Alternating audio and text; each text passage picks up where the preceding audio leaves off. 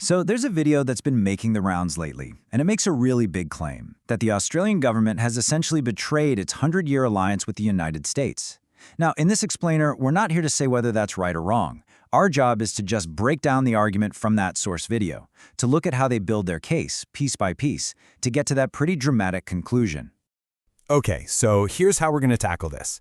First up, we'll get right into the damaging accusation itself. Then, we'll look back at the long history of the alliance that's supposedly at risk. From there, we'll dive into the source's theory about a political calculation behind all this, unpack the potential consequences they lay out, and finally, we'll touch on the very tricky subject of international law.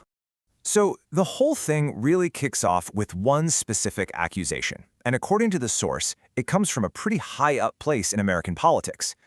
Now this quote, right here, is absolutely central to the source's entire case. It's not treated as just some throwaway line.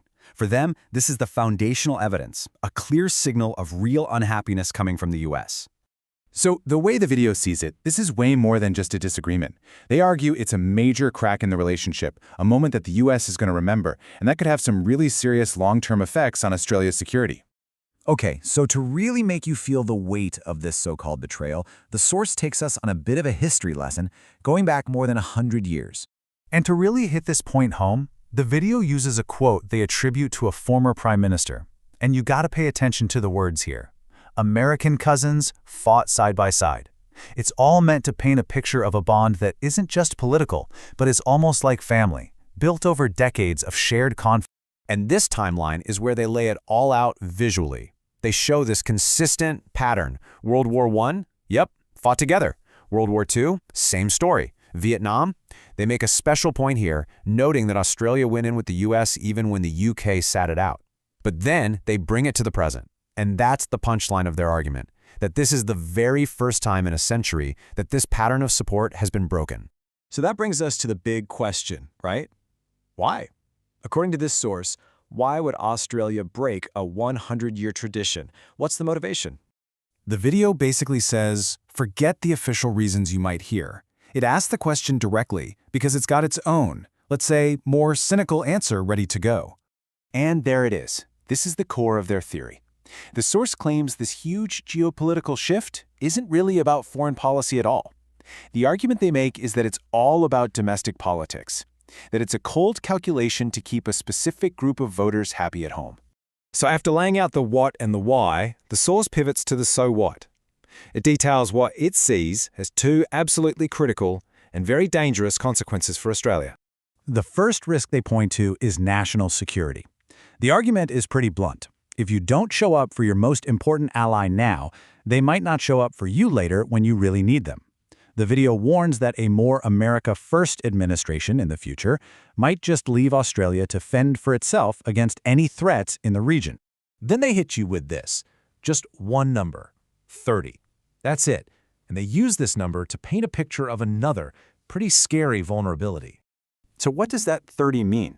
Well, they put it right next to the international standard. The experts at the International Energy Agency recommend nations have at least 90 days of fuel reserves on hand. The source claims Australia has only 30.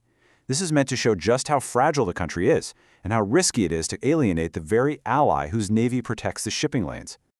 And to really hammer home this point about poor strategic thinking, the video brings up the decision to store some of Australia's emergency oil reserves in America. They basically ask, what good is an emergency supply if it's on the other side of the planet during a crisis? All right, in this last section, the video directly takes on the official reason you might hear for the government's actions, that this is all about upholding international law. The source basically anticipates the pushback. It asks the question for you. But wait a minute, isn't this just about doing the right thing and following the rules? So we can then tear that argument down. And the video's answer is, well, pretty cynical. It doesn't really talk about the ideals of international law. Instead, it defines it by how it supposedly works in the real world, as a system that's completely at the mercy of the big five powers on the UN Security Council. And they use this little breakdown to show you why they think it's a broken system. A country has a problem, it takes it to the UN, one of the permanent members uses its veto, and that's it. Nothing happens. Game over, action is blocked.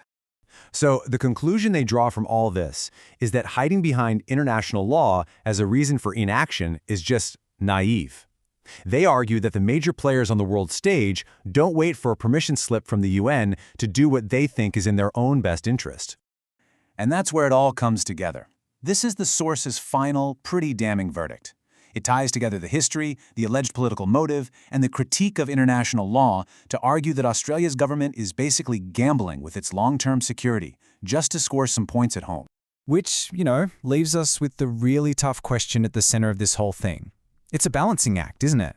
In a world that's changing so fast, how does a country like Australia juggle its old friendships and alliances with all the pressures of politics today, both at home and abroad?